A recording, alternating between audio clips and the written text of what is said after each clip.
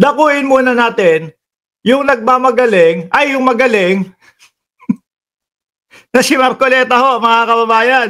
Ay sabi nung iba, ano, Mark Ramos, bakit hindi mo na binibigyan ng reaksyon si Corriente King? Si Marcoleta, eto, no? Nanalo lang daw pong senador, hindi ko na daw po binibigyan reaksyon. Naku ha, hindi totoo yan. Eto nga, meron tayong topic kay Corriente King ho, mga bossing. No? Hindi ko nahuhugutin yung video, pero meron tayong video na ang sinasabi ni Corriente King. Sadali, ulitin ko. Nasanay ho ako ng Corriente King, mga kababayan. Senador Rodante Marcoleta, mga kababayan, aka Boy 2K or Corriente King, mga bossing. Ayan na. Naalala niyo po ba yung video niya? Na ang sabi ho, mga bossing, pag 2,000 pababa ang inyong mga kuryente, libre na natin yan. Di ba? Parang wala Nag-submit sila, nagpasa sila, nagpakita sila, mga boss, chief amo, sir, nung bill na isusulong daw po ni Marcoleta at ang una nga po doon ay kuryente, mga bossing, pero hindi po yung original na ipinangako niya nung siya po ay nangangampanya. So sa madaling salita po, mga bossing, parang yung nagje-jetski o yung mag-jetski lang din ho, mga kababayan. Sabi gusto nyo, pumunta ako dyan sa West Philippine Sea. No, nang naka-jetski, itarak ko yung bandila. Hindi naman po natin hinahagilap yung jetski o yung pag-jetski niya papunta doon. Ang hinahagilap po natin ay yung pagtindig ng dating Pangulong Duterte doon po sa West Philippine Sea. Nakita nyo ba? Wala. Naging sunod-sunuran lang tayo. Same lang din po yata, mga kababayan. Tingnan nyo ho, mga bossing. Mura at abot kayang kuryente. Mura na lang. Mura na lang daw ho, mga bossing. Bakit? Siguro hindi kaya. Siguro dala at bunsod ng kapangangailangan nung panahon ng eleksyon. Dahil nga po, mga bossing, nung panahon ng eleksyon po, hindi pa nagbobotohan, mga kababayan, eto na, hinang-hina na po yung kandidatura ni Marcoleta. Siguro kinakabahan ako, sabihin ko na nga, na libre yung 2,000. Kapag sige, yan. Nung nakaupo na po, mga bossing, mura na lang po. At abot kaya na. Hindi na po, mga bossing, libre. Pagtanggal na lang ng bat sa kuryente, yung isinusulong ho, mga bossing. Ano nangyari doon, Marcoleta? Di ba pangako mo yan ako? Sabi nga nung mga manonood dito, wag daw namin tigilan hanggat hindi nyo ibinibigay o naibibigay yung 2,000 na libre na kuryente doon sa mga kababayan natin, kapwa natin Pilipino. Sabi ni Romy Escalera Brothers, hoy Marcoleta, sabi mo libre. Ay, syempre, eleksyon nun. Sino ba nagbalita nito? Sino nagbalita? 12% but sa electricity sales nais ipatanggal ni Senator Marcoleta. Semenay naman pala kaya nagtatanggol kay Marcoleta. Ano po, semenay naman pala. Ano yun? Bakit wala na? Hindi mo pwedeng kalimutan yan, Marcoleta. Yun ang ipinangako mo. Naku, mababansagan ka din, boy, 10K. Mababansagan ka naman, Corriente King. Diba?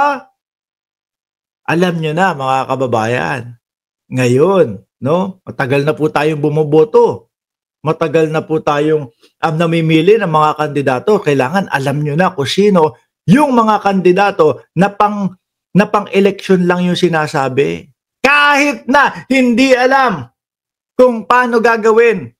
Sabihin ko yan, eleksyon ngayon Kapag nanalo na ako, saka na natin problemahin. Diba?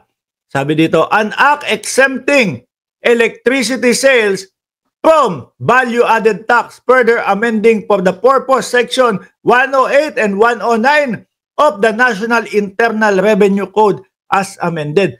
Tayo ho, hindi naman kumukontra. Maganda naman po, mga kababayan, kung mapatanggal yung value-added tax o yung VAT diyan po sa binabayaran nating kuryente. Kasi makakagaan po sa bawat Pilipino. Kaya lang ho, mga bossing, sabi ko nga sa inyo, hindi ito yung pangako niya nung panahon ng election ho eh. Di ba? Hindi ho ito ang pangako niya, mga bossing, nung panahon ng eleksyon. Ang pangako niya, 2,000 pababa, libre. Oh, ngayon nag-iiba na. Baka umpisa pa lang hindi na alam o hindi na kaya, alam niya na hindi talaga kayang gawin yung 2,000 elektrisidad. Masabi na lang ho, mga bossing. Di po ba? Oh. Naku, ayaw ko dyan kay Marcoleta. Sinungaling yan. Eh, yan ang iisipin talaga ng mamamayang Pilipino, Marcoleta. Oh, na sinungaling ka. Di po ba? Eh kung ang sabi ninyo doon is libreng 2,000, pauulit-ulitin ho talaga natin yan hanggat hindi nagagawa nitong si Marcoleta, mga bossing. Eh magaling daw sila eh. No, sila Kuryente King. Pauulit-ulitin natin yan hanggat hindi niya nagagawa yung 2,000 na libre sa mga kababayan natin. Pinangako nyo yun, di ba? Tapos ngayon, baliwala na. Wala na? Pero syempre ho, mga bossing, papalakpakan natin. Kailangan natin palakpakan si Marcoleta kapag ka nangyari yung 2,000 na libre. Kaya lang po sa nakikita nating mga ginagawa, hakbang nila, mga bossing, ay mukhang gusto nilang ipalimot sa isipan ng mamamayang Pilipino na may binanggit si Marcoleta, no? Sabi ni Rosewin Isidro, Sir Mark, wala, Sir Mark, sabi niya nung nangangampanya siya, 2K bill pababa. Oh, libre, pinangako na niya. Pero parang gusto niya po nilang burahin sa isipan ng Pilipino yung sinasabing 2,000 libre, no? 2,000 pababa, libre kuryente sa mamamayang Pilipino. Sa pamamagitan ng ito, pinapabulaklak nila. Maganda naman po talaga yung pagtatanggal ng value-added tax sa kuryente, mga bossing. Kaya lang, sabi ko nga po sa inyo, yung ipinangako niya nung panahon ng eleksyon, yun dapat ang pinupukusan niya. Kasi naniniwala ako, baka isa yun sa nakapagpanalo sa kanya, tapos kakalimutan na lang po, mga bossing. At naalala nyo din po ba si Rodante Marcoleta, mga kababayan? Aba, sabi wala na po kaming mas magaling dyan kay Eden Santos, no? Ibig sabihin lahat ng Net 25, lahat ng nasa loob ng Net 25, mahina ang ulo, mahina ang kokote. Di ba? Mahina ang ulo. Naalala niyo po kaninang umaga ibinlag natin mga bossing Chief Amo Sir, yung pagpapalit, sabi ng PCO, palitan si Eden kasi hindi marunong sumunod sa protocol. Sabi naman ni Marcoleta, wala na kami mas magaling dyan. Magaling niya si Eden.